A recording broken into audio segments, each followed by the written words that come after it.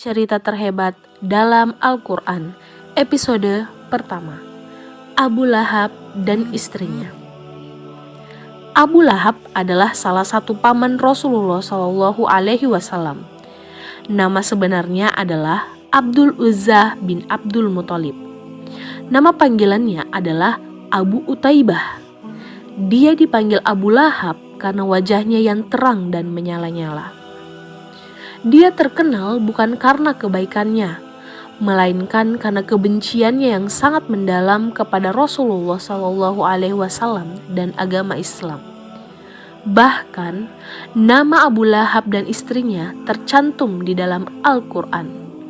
Allah Subhanahu wa Ta'ala mengabadikan kisah mereka di dalam surah Al-Lahab ayat 1-5.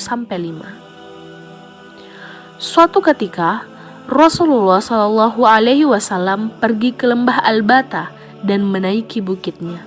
Kemudian berteriak, yang artinya, "Wahai sekalian manusia, datanglah kemari."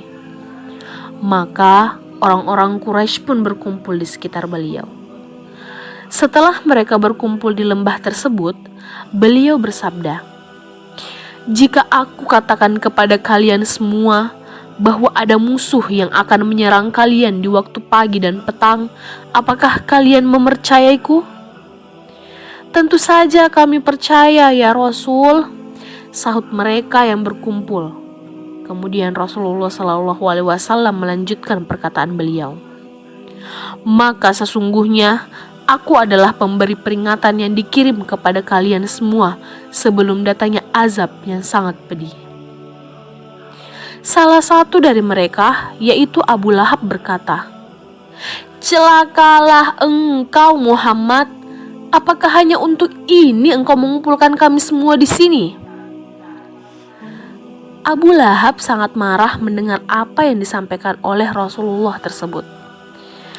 Dengan nada keras, Abu Lahab berkata, "Seandainya apa yang dikatakan keponakanku itu benar, maka aku akan melindungi diriku dari pedihnya azab pada hari kiamat nanti dengan hartaku dan anak-anakku."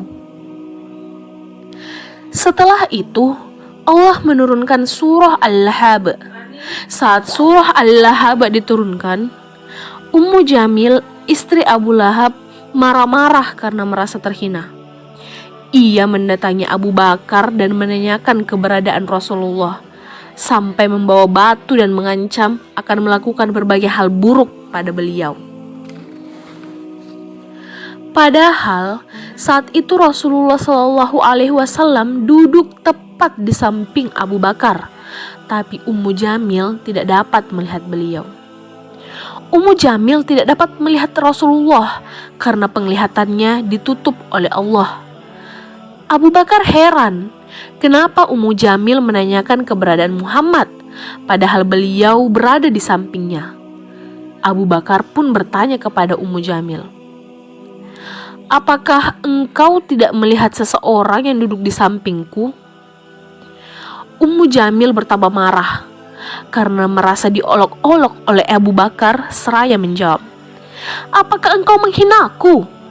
Aku tidak melihat siapa-siapa selain engkau." Inilah salah satu mukjizat Nabi. Mudah sekali bagi Allah melakukan hal ini.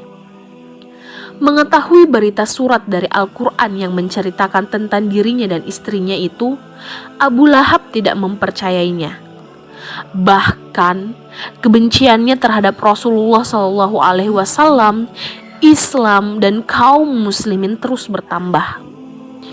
Namun apa yang Allah sampaikan dalam surat tersebut, yaitu tentang nasib celakanya, dijamin kebenarannya.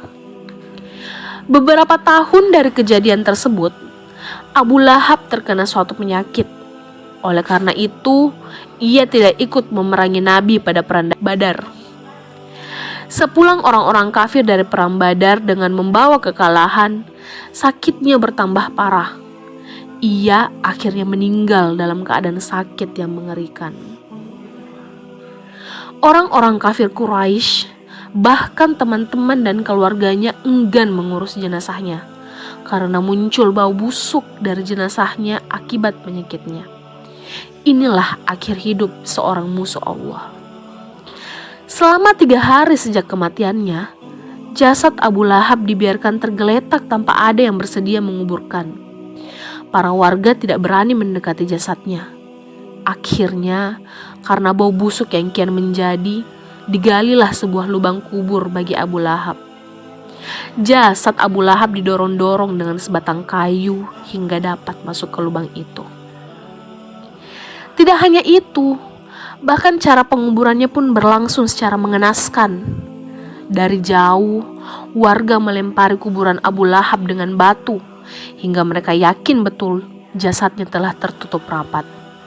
Ya, sebuah tragedi kematian yang lebih hina dari kematian seekor ayam sekalipun. Sedangkan istri Abu Lahab, yaitu Ummu Jamil, menemui nasib yang sama. Ia adalah seorang istri yang sangat kompak dengan suaminya dalam hal memusuhi Rasulullah. Perilakunya sangat jelek. Seringkali pada malam hari, ia memanggul kayu berduri untuk diletakkan di jalan-jalan yang biasa dilalui oleh Rasulullah SAW. Apabila Rasulullah lewat di jalan tersebut pada malam hari atau subuh, maka Rasulullah menginjak kayu berduri itu hingga terluka. Ummu Jamil senang kalau Nabi terluka dan sengsara karena perbuatannya. Selain perilakunya yang tidak terpuji tersebut, Ummu Jamil juga suka mengadu domba dan memfitnah Rasulullah. Ia senantiasa menghasut kaumnya untuk membenci Rasul. Lantaran hal inilah, ia dijuluki sebagai pembawa kayu bakar. Karena ia suka membakar emosi, mengadu domba, dan menimbulkan kebencian orang-orang Mekah pada Islam. Saat membawa kayu, ia mengikatnya dan melilitkan sebagian talinya di lehernya. Perilaku buruk inilah yang akhirnya membawanya pada kematian. Ummu Jamil meninggal karena tercekik tali yang digunakan untuk membawa kayu. Kelak di akhirat, ia akan disiksa juga dengan tali yang membara. Leher Ummu Jamil akan diikat dengan tali dari api neraka jahanam. Na'udzubillahi min zalik, thumma na'udzubillahi min zalik.